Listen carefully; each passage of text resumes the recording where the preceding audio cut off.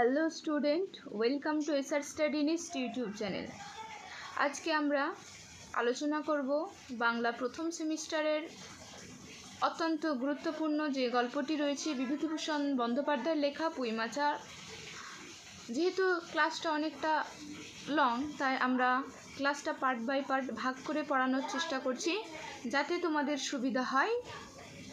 তো আগে অনেক ক্লাস অলরেডি ইউটিউবে আপলোড হয়ে গেছে, যদি তোমরা সেটা দেখে না থাকো অবশ্যই সেই ক্লাসগুলোকে দেখো। চলো। আধা ঘন্টা পরে খেন্তি স্নান সারিয়া বাড়ি ঢুকিল। সম্মুখস্থ মেটা আলুর দিকে একবার আর চোখে চাহিয়া নিরীহ মুখে উঠানের আলনায় অত্যন্ত মনোযোগের সহিত কাপড় মেলিয়া দিতেছিল। তো আধ ঘন্টা পর সে যখন স্নান সেরে বাড়ি আসে এবং সামনে যে মেটে আলুটি ছিল তার দিকে একবার আর চোখে তাকায় এবং নিরীহ মুখে সে কী করে না উঠানের আলনায় গিয়ে অত্যন্ত মনোযোগের সাথে সে তার কাপড়গুলো মেলতে শুরু করে। অন্নপূর্ণা ডাকিল, খেন্তি এদিকে একবার আইতো, শুনে যা। অন্নপূর্ণা তার মেয়েকে ডাকছে যে এদিকে একবার শুনে যা। মায়ের ডাক শুনে খেন্তির মুখ শুকাইয়া গেল। সে ইতস্তত করিতে করিতে মার নিকট আসিলে তিনি জিজ্ঞাসা করলেন, এই মেটে আলু দুজন মিলে তুলে এনেছিস কিনা? খেন্তির তো মা ডেকে বলে যে এই মেটে আলু তোরা তুলে এনেছিস কিনা, দুজন মিলে, অর্থাৎ বাবা মেয়ে মিলে। খেন্তি মার মুখের দিকে একটুখানি চাহিয়া থাকিয়া একবার ভূপতিতে মেটে আলুর দিকে চাহিল, পরে পুনরায় মার মুখের দিকে চাহিয়া এবং সঙ্গে সঙ্গে ক্ষিপ্ত দৃষ্টিতে একবার বাড়ির সম্মুখস্থ বাঁশঝাড়ের মাথার দিকে চাহিয়া রইল। তাহার কপালে বিন্দু বিন্দু ঘাম দেখা দিল, কিন্তু মুখ দিয়ে কোনো কথা বাহির হইল না। তো খেন্তি সেই ভূপতিত মেটে আলুর দিকে চায়, অর্থাৎ মাটিতে যে মেটে আলুটি পড়েছিল তার দিকে চায় একবার। সে পুনরায় কি করে না মায়ের মুখের দিকে আর একবার তাকায় না। তারপর কি করে যে তাদের কি বাঁশঝাড় ছিল সেই সম্মুখস্থ বাঁশঝাড়ের দিকে তাকায় এবং তার বিন্দু বিন্দু কপালে ঘাম দেখা দেয়। কারণ কি, এটা ভয়তে। আমরা দেখেছি ভয়তে এরকম আমরা যদি কোনো ভুল কাজ করে থাকি, হঠাৎ যদি আমাদের কেউ কোনো জিজ্ঞাসা করে, তখন আমরা একটু থতমত খেয়ে যাই, কি বলবো না বলবো। তো আমাদের সেই সময় একটা শরীরের হাবভাব দেখে বোঝা যায়, কিন্তু তার মুখ থেকে কি না কোনো কথাই বাহির হয় নাই। অন্নপূর্ণা কড়া সুরে তখন আবার বলিলেন, কথা বলছিস না যে বড়, এই মেটে আলু তুই এনেছিস কি না? খেন্তি বিপন্ন চোখে মার মুখের দিকে চাহিয়া ছিল, উত্তর দিল হ্যাঁ। সে কি বলবে বুঝতে পারছি না, কিন্তু সে তার সতর লাস্ট উত্তর দিয়ে দেয় কি হ্যাঁ। অন্নপূর্ণা তখন কি না তেলে বেগুনে জ্বলে উঠিল, পাজি আজ তোমার পিঠে আমি আস্ত কাঠের চেলা ভাঙবো, তবে ছাড়বো। বরজপোতার বনে গিয়েছিলিস মেটে আলু চুরি করতে, সমস্ত মেয়ে বিয়ের যোগ্য হয়ে গেছে কোনকালে এই এক গলা বিজন বোন, যার মধ্যে দিন দুপুরে বাঘ লুকিয়ে থাকে, তার মধ্যে থেকে পরের আলু নিয়ে এলো তুলে। যা, গোসাইরা চৌকিদার যদি ডেকে তোমায় ধরিয়ে দেয়, তোমার কোন শ্বশুর এসে বাঁচাবে তোমায়? আমার জোটে খাবো না জোটে না খাবো, তবে পরের জিনিসে হাত, এ মেয়ে নিয়ে আমি কি করব মা? তখন অন্নপূর্ণা তেলে বেগুনে অর্থাৎ খুব রেগে যায়, খুব ক্রুদ্ধ হয়ে যায় এবং তখন বলে যে আজ তোর পিঠে আস্ত কাঠের চেলা ভাঙবো, অর্থাৎ তোর পিঠে মার পড়বেই, এখান থেকে কেউ বাঁচাতে পারবে না। বরজপোতার বনে গিয়েছিলিস যে মেয়েটা আলু চুরি করতে, কেন তোর বিয়ের যোগ্য হয়ে গেছে কোনকালে?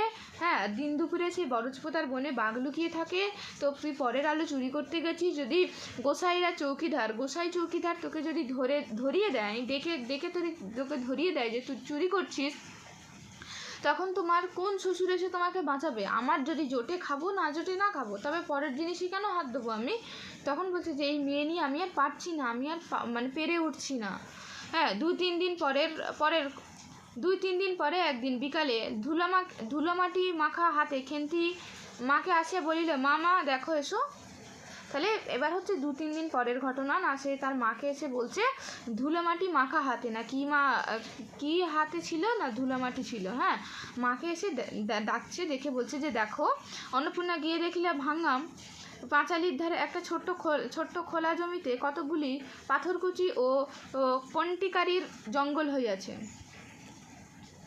খেন্তি ছোট বোনটিকে লইয়া সেখানে মহা উৎসাহে তরকারি আওলাদ করিবার আয়োজন করিতেছে এবং ভবিষ্য সম্ভাবী নানাবিধ কাল্পনিক ফলমূলের অগ্রদূত স্বরূপ বর্তমানে কেবল একটিমাত্র শীর্ণকায় পুঁই শাকের চারা, কাপড়ের ফালির গ্রন্থিবন্ধ হইয়া ফাঁসি হইয়া যাওয়া আসামির মতো কি ঊর্ধ্বমুখে একখণ্ডি শুষ্ক কঞ্চির গায়ে ঝুলে রয়েছে।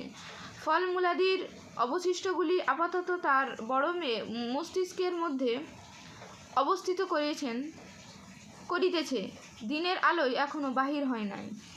যে না সে একটা কি পাথরকুচি এবং এর এর কি কন্টিকারির জঙ্গল হয়ে আছে, এবং সেখানে কি না একটা কি পুঁই শাক হয়ে উঠছে, না জীর্ণশীর্ণ খুব একটা রোগা পুঁই শাক, হ্যাঁ, যেন মনে হচ্ছে যে ফাঁসি দেওয়ার মতো একটা অবস্থা, মানে তার যে দড়ি দিয়ে বাঁধা আছে না, তো দেখে মনে হচ্ছে যেন ফাঁসি দেওয়ার মতো একটা অবস্থা, ঠিক আছে, কঞ্চির গায়ে ঝুলানো রয়েছে।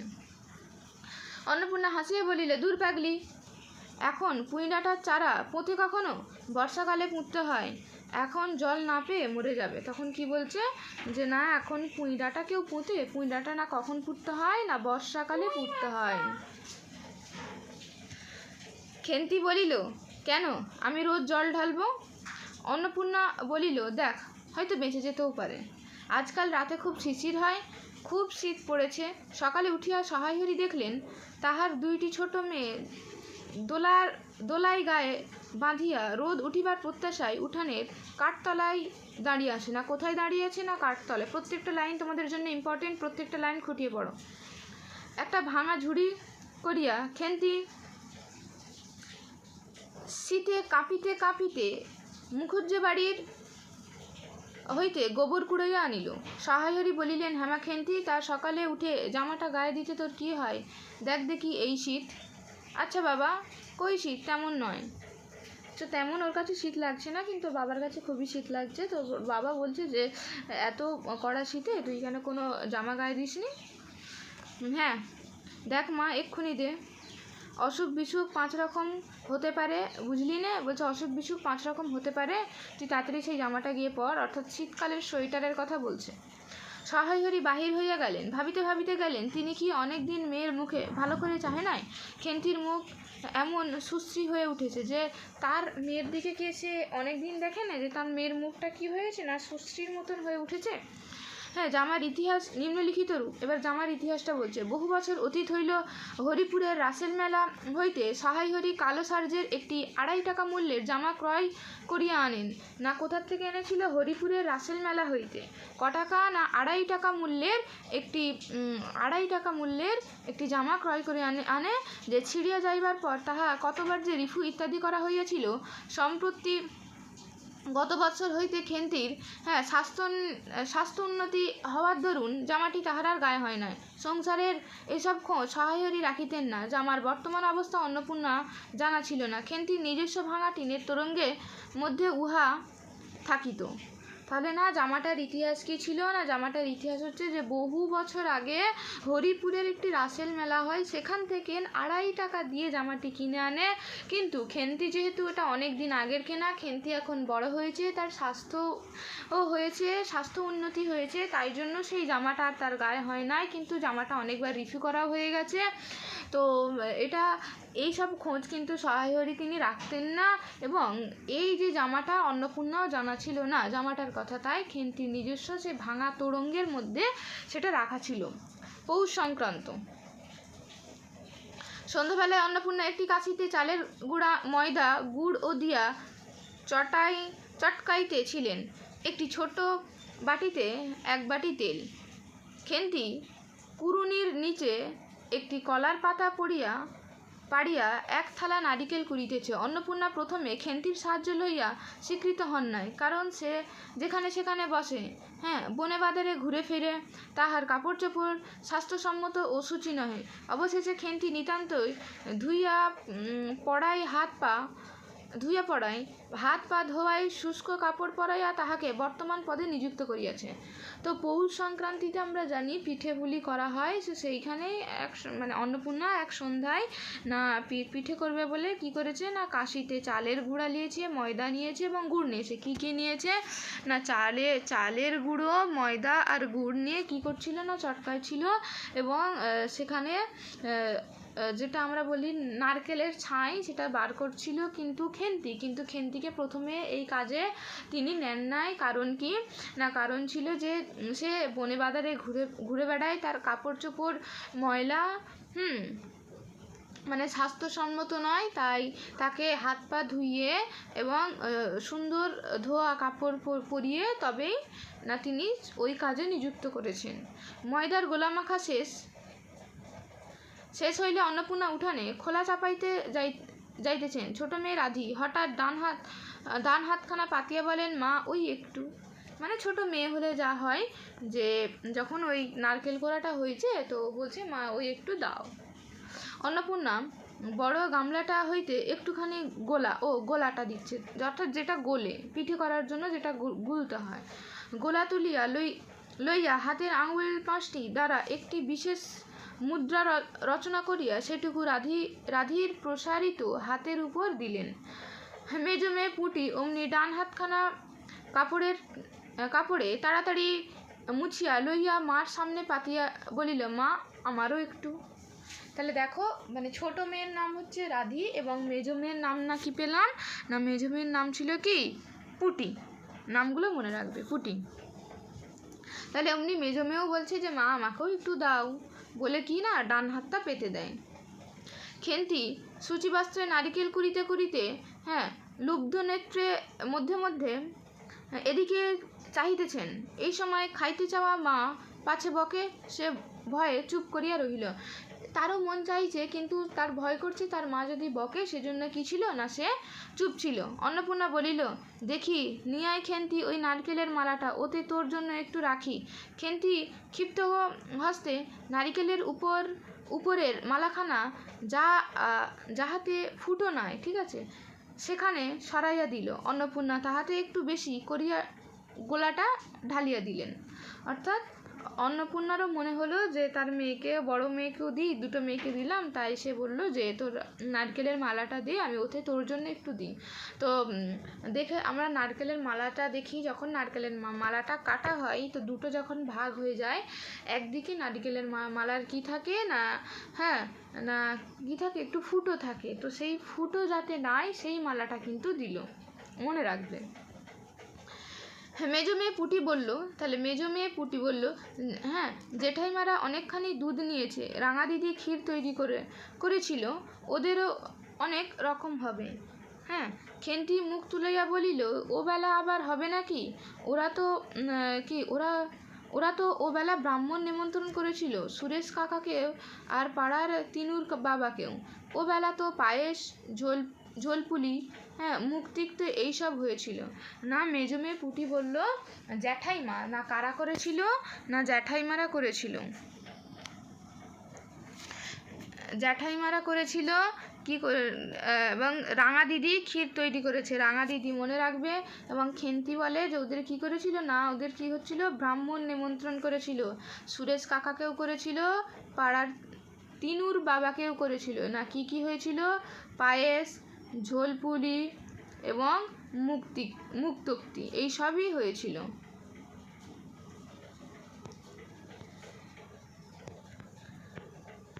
পুটি জিজ্ঞাসা করিল, হ্যাঁ মা, ক্ষীর নইলে কি পাটিসাপটা হয় না? খেদি বলেছিল ক্ষীরের পুরি না হলে কি আর পাটিসাপটা হয়?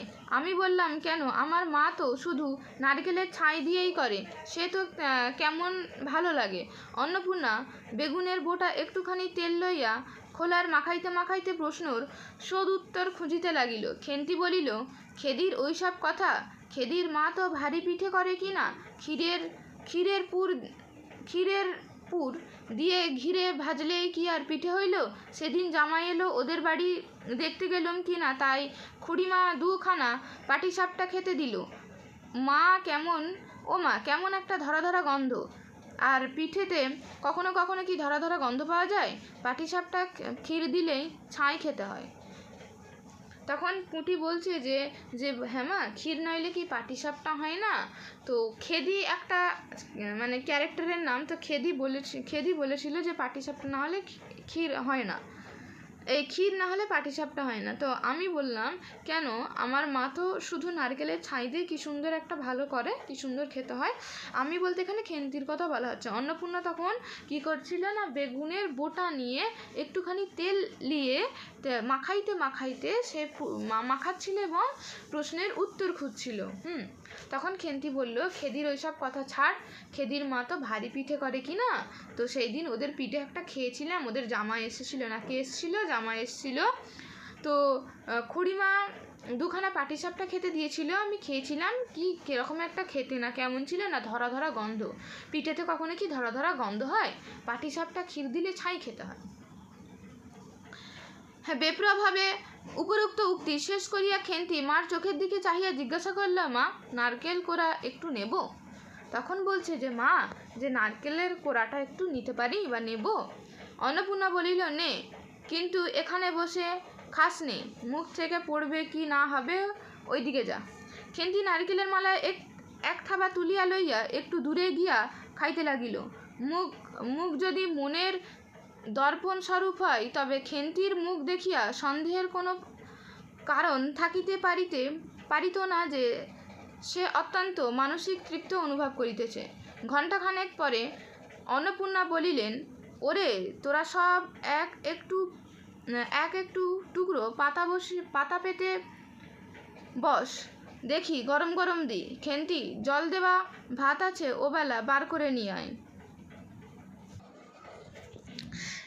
খেন্তির নিকট অন্নপূর্ণা এই প্রস্তাব যে মনোপ্রুত হইল না, তাহা তার মুখ দেখিয়া বোঝা গেল। পুঁটি বলিল, মা, হ্যাঁ, বড়দি পিঠে খাই, ভালোবাসে, ভাত বরং থাকুক, আমরা কাল সকালে খেয়ে নেবো। তো অন্নপূর্ণা তখন বলছে যে, তোরা এক টুকরো পাতা পেতে বস, আমি গরম গরম দিই। কিন্তু খেন্তিকে বলে যে, তুই এই ভাত আছে, হ্যাঁ, ওই জল দেওয়া ভাত আছে, সেটা বার করে নিয়ে আয়। কিন্তু খেন্তির এই প্রস্তাবটা ঠিক সে মেনে নিতে পারেনি। পুঁটি তখন বলে যে, মা, বড়দি, মানে যে মেজো মেয়ে, পুঁটি কে ছিল না, মেজো মেয়ে ছিল, সে তখন বলে যে, মা, বড়দি পিঠে খাক, হ্যাঁ, যে ভালোবাসে, ভাতটা বরং থাকুক, আমরা কাল খেয়ে নেব। খান কয়েক খাইবার পরে মেজো মেয়ে পুঁটি খাইতে চাহিল না, সে নাকি অধিক মিষ্টি খাইতে পারে না। সকলের খাওয়া শেষ হইয়া গেল, খেন্তি তখনও খাইতেছে। সে মুখ বুজিয়া শান্তভাবে খায়, বড় একটা কথা কহে না। অন্নপূর্ণা দেখিয়া সেই রকম করিয়াও 18-19 খানা খাইয়াছে। জিজ্ঞাসা করিলেন, খেন্তি আর নিবি? খেন্তি খাইতে খাইতে শান্তভাবে সম্মতিসূচক ঘাড় নাড়িল। অন্নপূর্ণা তাহাকে আরও খান কয়েক দিলেন।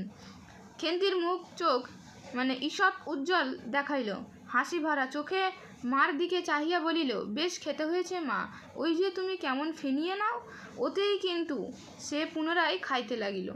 তো সবাইকে যখন দেয়, এবং মেজো মেয়ে পুঁটি সে খাইতে চায় না, কিছুটা খেয়ে খাইতে চায় না, সে নাকি অধিক মিষ্টি খায় না, সে খেতে পারে না। কিন্তু খেন্তি খেন্তি কি 18-19 খানা খেয়ে নিয়েছে, তারপরেও তাকে যখন জিজ্ঞাসা করে, সে সেই প্রস্তাবটা গ্রহণ করে না এবং তাকে আরও কিছুটা দেওয়া হয়।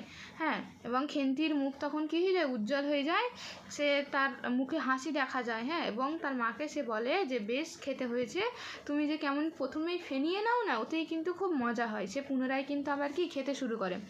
অন্নপূর্ণা হাতা খুন্তি তুলিতে কি সস্নেহে তার এই শান্ত নিরীহ একটু অধিক মাত্রায় ভোজনপটু মেয়েটির দিকে চাহিয়া রহিলেন। মনে মনে ভাবিলেন, খেন্তি আমার যার ঘরে যাবে তাদের অনেক সুখ দেবে, এমন ভালো মানুষ, কাজকর্মে বকো মারো, হ্যাঁ, গালি দাও, কটু কথা, টু শব্দটিও মুখে নেই, উঁচু কথায় কখনো কেউ শোনেনি। তো বলছে, অন্নপূর্ণা তখন ভাবছে যে এই মেয়েটি আমার যেখানে যাবে তাদের ঘরে অনেক সুখ দেবে, কারণ এ খুব ভালো মানুষ, কাজে কর্মে বকো মারো, গালি দাও, যা ইচ্ছা করো, কিন্তু টু শব্দটিও মুখ থেকে বার হবে না। বৈশাখ মাসের প্রথমে সহায় হরি এক দূর সম্পর্কীয় আত্মীয়ের ঘটকালিতে খেন্তির বিবাহ হইয়া গেল। দ্বিতীয় পক্ষে বিবাহ করিয়াও পাত্রটির বয়স 40-এর খুব বেশি কোনো রকমেই হইবে না, প্রথমে এখানে অন্নপূর্ণা আদৌ ইচ্ছুক ছিলেন না, কিন্তু পাত্রটি সঙ্গতিপূর্ণ শহর অঞ্চলে বাড়ি, সিলেট চুন ওই ইটের ব্যবসায় 2 পয়সা নাকি করিয়াছে, এইরকম পাত্র হঠাৎ মেলাও বড় দুর্ঘটনা কিনা। তো প্রথমে অন্নপূর্ণা বলছে যে অন্নপূর্ণা প্রথমে এটা কি করতে চায় না মানতে চায় না, কারণ ছেলের বয়স একটু বেশি হয়ে গিয়েছে। কিন্তু তারপরে মেনে নেয় পাত্রটি কী ছিল, সঙ্গতিপূর্ণ ছিল, শহর অঞ্চলে বাড়ি, সিলেট চুন ও ইটের ব্যবসায় 2 পয়সা নাকি করিয়াছে। এগুলো ভালো করে মনে রাখবে। এরকম পাত্র হঠাৎ মেলাও খুব কি দুর্ঘটনা কি না, খুব বড় ভাগ্যের জোর বলা চলে। জামাইয়ের বয়স একটু বেশি। প্রথমে অন্নপূর্ণা জামাইয়ের সম্মুখে বাহির হইতে একটু সংকোচ বোধ করিতেছিল, পরে পাছে খেন্তির মনে কষ্ট হয়, এই জন্য বরণের সময় তিনি খেন্তির সুস্পষ্ট হস্তখানি ধরিয়া জামাইয়ের হাতে তুলিয়া দিলেন। চোখের জলে তাহার গলা বন্ধ হইয়া আসিল, কিন্তু বলিতে পারিল না। কি করলো না, জামাইয়ের সামনে তার যেতে প্রথমে একটু কি হয়েছিল, সে সংকোচ বোধ করছিল, কিন্তু এটা ভেবে যে খেন্তি তার মেয়ে কষ্ট পাবে, সেই জন্য সে কি যায়, তার সামনে যায়, বরণের ডালা নিয়ে, তারপর কি করে জামাইয়ের হস্তখানি তুলিয়া দেন, এবং চোখের জলে তার গলার স্বর কি বেরোয়নি, অর্থাৎ সে আর কিছু বলতে পারেনি। বাড়ির বাহির হইয়া আমলকিতলায় বেহারারা সুবিধা করিয়া লইবার জন্য বরের পালকি একবার নামাইল। তাহলে কোথায় নামিয়েছিল না, আমলিতলায়। কি অন্নপূর্ণা চাহিয়া দেখিলেন ব্যাটার ধারের নীল এর রং মেদি ফুলের গুচ্ছগুলি যেখানে নত হইয়াছে, খেন্তি কম দামের বালুচরের রাঙা চেলির আঁচলখানা পালকির বাহির হইয়া সেখানে লুটাইতেছে। তার এই অত্যন্ত অগোছালো, নিতান্তই নিরীহ এবং একটু অধিক মাত্রায় ভোজনপুটু মেয়েটিকে পরের ঘরে অপরিচিত মহলে পাঠাইতে তার বুকটা কি উদেল হয়ে উঠল। খেন্তিকে কি অপরকে ঠিক বুঝবে? তো তার মায়ের মনে তখন কি কষ্ট হতে লাগলো। যাইবার সময় খেন্তি চোখের জল ভাসিতে সান্ত্বনার সুরে বলিলেন, মা, আষাঢ় মাসের আমাকে এনো, বাবাকে পাঠিয়ে দিও, 2 মাস তো। তাহলে না কবে আনার কথা ছিল, না আষাঢ় মাসে আনতে যাবার কথা বলেছিল। ও পাড়ার ঠান্দিদি বলে, তোর বাবা তোর বাড়ি যাবে কেন রে, আগে নাতি হোক তবে তো। তাহলে কে বলেছিল, না ঠান্দিদি বলেছিল। খেন্তি মুখ লজ্জায় রাঙা হইয়া উঠিল। জলভরা ডাগর চোখের উপর একটুখানি লাজুক হাসির আভা মাখাইয়া সে এক গুয়েমি সুরে বলিল, যাবে না বই কি, দেখো তো কেমন না যান। বলছে যাবে না কেন, অবশ্যই যাবে। ফাল্গুন চৈত্র মাসে বৈকালবেলা উঠানে মাচায় রৌদ্রে দেওয়া আমসত্ত্ব তুলিতে তুলিতে অন্নপূর্ণার মন হু হু করিত। তার অনাচারী লোভী মেয়েটি আজ বাড়িতে নাই। কোথা হইতে বেড়াইয়া আসিয়া লজ্জাহীনতার মতন হাতখানি পাতিয়া মিনতির সুরে অমনি বলিবে, মা, বলবে একটা কথা, ওই কোনটা ছিঁড়ে একটুখানি। অর্থাৎ অন্নপূর্ণা যখন সে কিছু আমসত্ত্ব তুলছিল, তখন তার মেয়ের জন্য মনটা হু হু করে যে আজ তার বাড়িতে নেই, যদি থাকতো না কি করতো, সে কোথার থেকে ঘুরে এসে বলতো যে মা, ওই কোনটা ছিঁড়ে একটু দাও না মা। 1 বছরের উপর হইয়া গিয়েছে, না কত বছর হইয়া গিয়েছে, না 1 বছরের উপর হইয়া গিয়েছে। হ্যাঁ, পুনরায় আষাঢ় মাস, বর্ষা বেশ নামিয়াছে। ঘরের দাওয়া বসিয়া সহায়েরই প্রতিবেশী বিষ্ণু সরকারের সহিত কথা বলছেন। না কার সাথে কথা বলছেন, বিষ্ণু সরকারের সহিত। সহায়েরই তামাক সাজিতে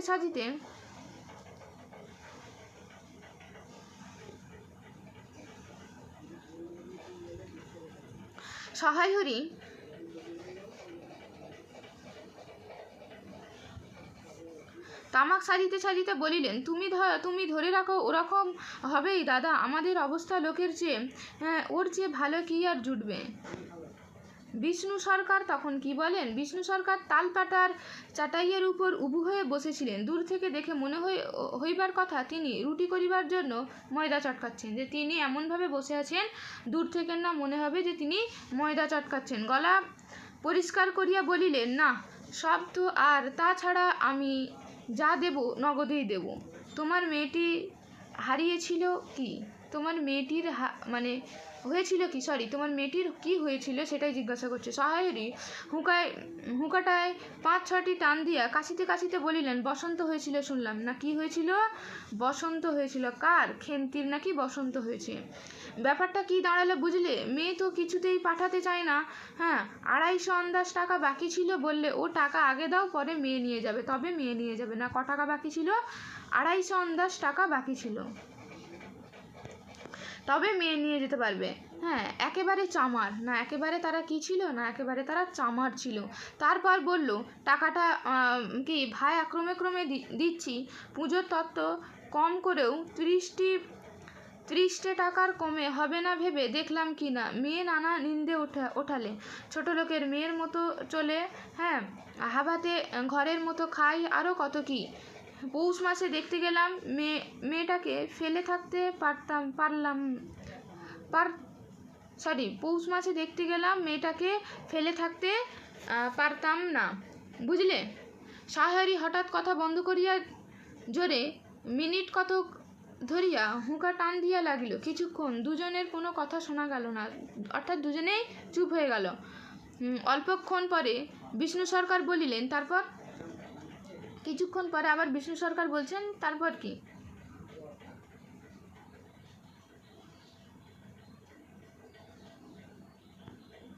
আমার স্ত্রী অত্যন্ত কান্নাকাটি করিতে, পৌষ মাসে দেখতে গেলাম মেয়েটার যে অবস্থা করেছে। শাশুড়ি শুনিয়ে শুনিয়ে বলতে লাগলো, না জেনে শুনে ছোটো লোকের সঙ্গে, হ্যাঁ, কুটুম্বিতে করাতে এরকম হয়, যেমনি মেয়ে তেমনি বাপ। পৌষ মাসের দিনে মেয়ে দেখতে এলে শুধু হাতে। পরে বিষ্ণু সরকারের দিকে চাহিয়া বলিলেন, আমি আমার ছোট লোক কি বড় লোক তোমার তো সরকার খুঁড়ো জানতে বাকি নেই। বলি, পরমেশ্বর চাটুর্যের নামে, হ্যাঁ, নীলকুচির আমলে এই অঞ্চলে বাঘে গরুতে এক ঘাটে জল খেয়েছে।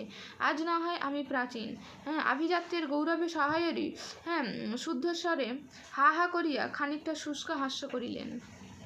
বিষ্ণু সরকার সমর্থন সূচক একটা অস্পষ্ট শব্দ করিয়া, হ্যাঁ, বার কত ঘাড় নাড়িলেন। তারপর ফাল্গুন মাসে ফাল্গুন মাসেই তার বসন্ত হইল। না কোন মাসে বসন্ত হয়? না, ফাল্গুন মাসে তার বসন্ত হয়, মনে রাখবেন। এমন চামার যে তারা এতটাই ছোট লোক, এতটাই চামার ছিল, বসন্ত গায়ে বেরুতেই তালায় আমার একটা দূর সম্পর্কের বোন আছে, হ্যাঁ, একবার কালীঘাটে পুজো দিতে এসে তার খোঁজ পেয়েছিলাম, তার ওখানেই ফেলে রেখে গেল। হ্যাঁ, আমায় না একটা সংবাদ না কিছু, হ্যাঁ, তারা আমার সংবাদ দেয়, তা আমি গিয়ে দেখতেও পাওনি। তাহলে দেখো, এখানটা বোঝা যাচ্ছে যে ফাল্গুন মাসে তার বসন্ত হয়, কিন্তু যখনই বসন্তটা হয় তখনই তারা দূর সম্পর্কে, তার একটা বোন আছে, না টালাই, না কোথায়, না টালাই দূর সম্পর্কে বোন, সেখানে একবার কালীঘাটে পুজো দিতে গিয়ে তার খোঁজ পেয়েছিল, সেখানেই তারা ওখানে ওই মানে খেন্তিকে তারা রেখে চলে আসে। মানে আমায়, অর্থাৎ এখানে সহায়রীকে বলছে যে আমায় একবারও সংবাদও দেয়নি, কোনো কিছু খবরও দেয়নি। হ্যাঁ, তো তারপর আমি গিয়ে দেখলাম। তা গিয়ে কি দেখলো? না গিয়ে দেখতে পাওনি তিনি জিজ্ঞাসা করছে। উত্তরে বলছে না, অর্থাৎ তার মেয়েকে গিয়ে তারা দেখতে হলো না। এমনি চামার গহনাগুলো অসুস্থ অবস্থাতেই গা থেকে খুলে নিয়ে তবে টাকা টালায় পাঠিয়ে দিয়েছে। তো গয়নাগুলো খুলেছে, তবে তারা টালায় পাঠিয়েছে। যাক, তা চলে যাওয়া যাক, বেলা গেল।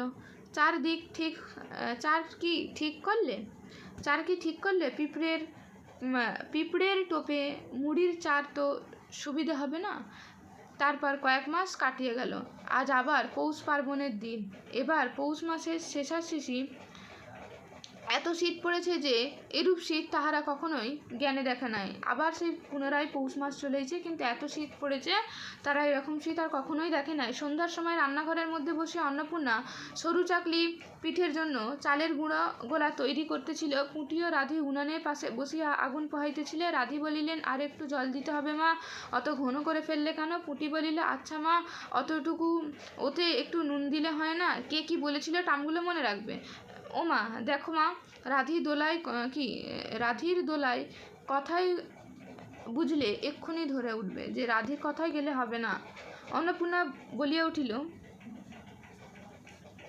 বলে উঠলে, সরে এসে বসো মা, আগুনের ঘাড়ে গিয়ে না বসলে কি আর আগুন পোহানো হয় না? এদিকে আয়, গোলা তৈরি হয়ে গেল। খোলা আগুনের চড়াইয়া অন্নপূর্ণা গোলা ঢালিয়া মুচি দিয়া চাপিয়া দিল। দেখিতে দেখিতে মিঠে আঁচে পিঠে টপুরের মতো ফুলিয়া উঠিল। পুঁটি বলিল, মা দাও প্রথম পিঠেখানা কাঁচারে 60-ষষ্ঠীকে ফেলে দিয়ে আসি। তো প্রথম পিঠেখানা না কোথায়, দেখিতে দেখতে যখন পিঠে হয়ে গেল এবং প্রথম পিঠেখানা কে বলেছিল না পুঁটি বলেছিল যে কোথায় ফেলে দিয়েছি, যে কানাচের 60-ষষ্ঠীতে ফেলে দিয়েছে। অন্নপূর্ণা বলিল, একা যাসনি, রাধিকে নিয়ে যা। তখন অন্নপূর্ণা বলছে যে একা যাবি না, রাধিকে নিয়ে যা। খুব জ্যোৎস্না উঠিয়েছে, বাড়ির পিছনে সাড়া গাছের, তাহলে কি সাড়া একটা গাছের নাম, সাড়া গাছের ঝোপে মাথার তেলা কচু লতার থেকে থেলো থেলো সাদা ফুলের মধ্যে জ্যোৎস্না আটকাইয়া রয়েছে। পুঁটি ও রাধি খিড়কির দোর খুলিয়া একটা শিয়াল শুকনো পাতায় খসখস করিতে করিতে ঘন ঝোপের মধ্যে ছুটে পালায়। পুঁটি পিঠেখানা জোর করিয়া ছুঁড়ে ঝোপের মধ্যে ফেলিয়া দিল। তাহার পর চারিদিকে নির্জন বাঁশঝাড়ে নিস্তব্ধতায় ভয় পাইয়া ছেলে মানুষ পিছু হাঁটাইয়া আসিয়া খিড়কির দরজার মধ্যে ঢুকিয়া পড়িয়া তাড়াতাড়ি দরজা বন্ধ করে দিল। তাহলে তারা যখন গেল সেখানে, কিন্তু সেখানে একটা শিয়াল শুকনো পাতার উপর দিয়ে যখন যাচ্ছিল, সেখানে একটা খসখস শব্দ হলো এবং পুঁটি কী করলো, জোর করে সেই পিঠেটা ছুঁড়ে ফেলে দিল। এবং তারপর চারিদিক তখন অন্ধকার, নির্জন, বাঁশঝাড় নিস্তব্ধ, চারিদিক পুরো নির্জন। এবং ছেলে মানুষ সে ভয় পেয়ে হঠাৎ তাড়াতাড়ি করে চলে এসে ঘরের দরজাটা বন্ধ করে দেয়। পুঁটি ও রাধি ফিরে আসিয়া অন্নপূর্ণা জিজ্ঞাসা করলো, কি দিলি? পুঁটি বলিল, হ্যাঁ মা। পুঁটি তখন বলছে যে, হ্যাঁ মা, তুমি আর বছর যেখানে থেকে নেবুর চারা তুলে এনেছিলে সেখানে ফেলেছিলাম না। কোথায় ফেলেছিল? তুমি যেখানে আগের বছরে লেবুর চারা এনেছিলে সেখানে গিয়ে ফেলেছিলাম। তারপর সেই রাত্রে অনেকক্ষণ কাটিয়ে গেল। পিঠে গড়া প্রায় শেষ হয়ে আসিয়াছে। রাতও এখনও খুব বেশি। জ্যোৎস্নার আলোয় বাড়ির পিছনে বনের অনেকক্ষণ ধরিয়া একটা কাঠঠোকরা পাখি, না কি পাখি ছিল, কাঠঠোকরা পাখি ঠকরা শব্দ হচ্ছিল। তাহার স্বরটাও যেন ক্রমে তন্দ্রালু হইয়া পড়িতেছিল। দুই বোনের খাইবার জন্য কলার পাতা চিরিতে পুঁটি অন্যমনস্কভাবে হঠাৎ বলিয়া উঠিল, দিদি বড্ড ভালোবাসত। অর্থাৎ এর আগে যখন আমরা দেখলাম, যে তাকে দেখতে পেয়েছো, যখন বিষ্ণুবাবু বলেছিল এখানে, এই যে না দেখতে পাইনি, এইখানে, অর্থাৎ এইখান থেকে বোঝা যাচ্ছে যে আমাদের খেন্তি কিন্তু আর বেঁচে নাই, অর্থাৎ সে বসন্ত রোগে আক্রান্ত হয়ে মারা গিয়েছে।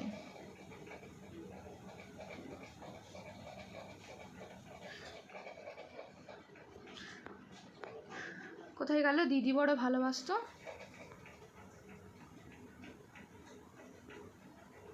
এই যে